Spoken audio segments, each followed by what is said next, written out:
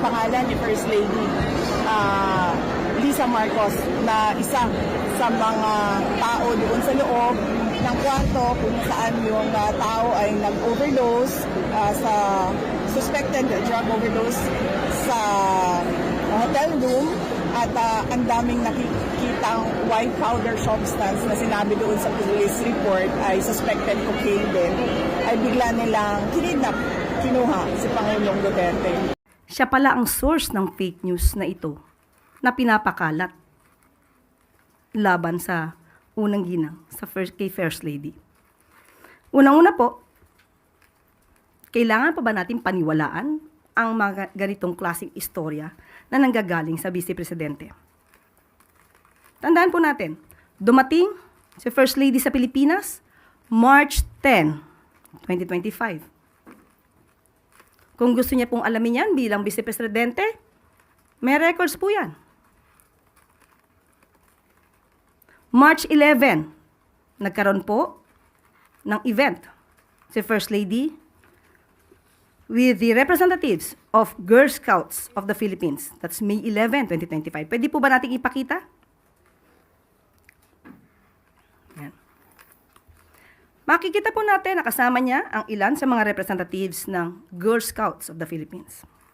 Nandiyan po si Dr. Cristina Lim Yuson, National President, Mrs. Teresita Gonzalez, GSP Central Board Member, at si Mrs. Rosaline Davadilla, National Executive Director.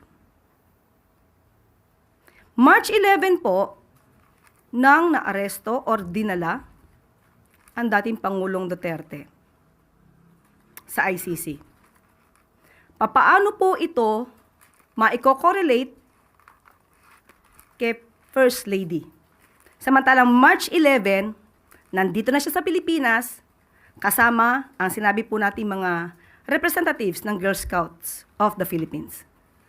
Ito po, ang sinabi ni VP Sara, ay walang paggalang sa pamunuan, sa organisasyon ng Girl Scouts of the Philippines.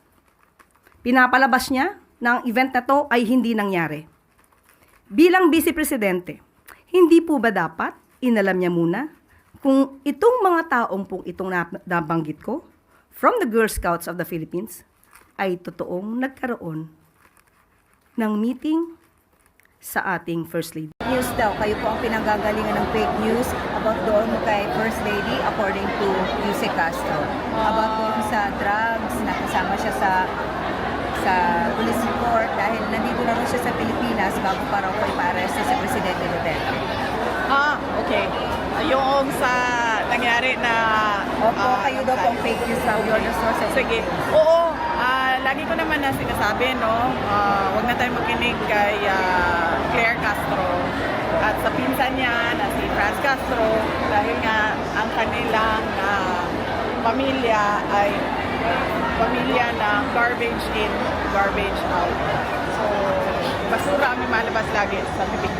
Mami, mukhang hindi ata, I don't know kung nagigets ni Yusek ang ibig niyo sabihin kasi in-interpret niya yun as regarding to the investigation po sa Prime Water.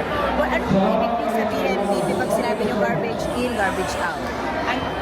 Ang ibig ko sabihin, kailangan ko, ayoko na mag-explain. Ayoko na mag-explain kay Castro kung ano ang ibig ko sabihin. Kapag hindi niya naintindihan, ay kasalanan niya yon at wala akong obligasyon na mag-explain sa kanya. Last question, Mr. Manay. Kulong po, bakit daw sinisisi ang administration ng mga Congressman Duterte, managot na lang daw ang dapat managot? O kaya nga, sabi ko naman sinabi ko na yun sabi ko, yung kay PRD, kaya gawin yun ng mga abogado, yung sa aking impeachment, nasa mga abogado na rin yun. At malamang yung kaso ni Congressman Pulong Duterte ay nasa mga abogado na rin yun. Pero yung timing ng ginagawa nila at yung pattern na ginagawa nila sa pamilya namin galing sa administration ay hindi siya lost sa mga kababayan natin na nanonood. Nakikita nila kung ano yung pagigipit at pang-aapi na ginagawa nila sa kanilang mga kalaban sa politika para tabunan o koberan yung mga kakulangan ng gobyerno at ng administrasyon sa totoong serbisyo na kailangan ng bayan at kawalan ng mga development projects, big ticket projects at mga programa para sa ating Thank you.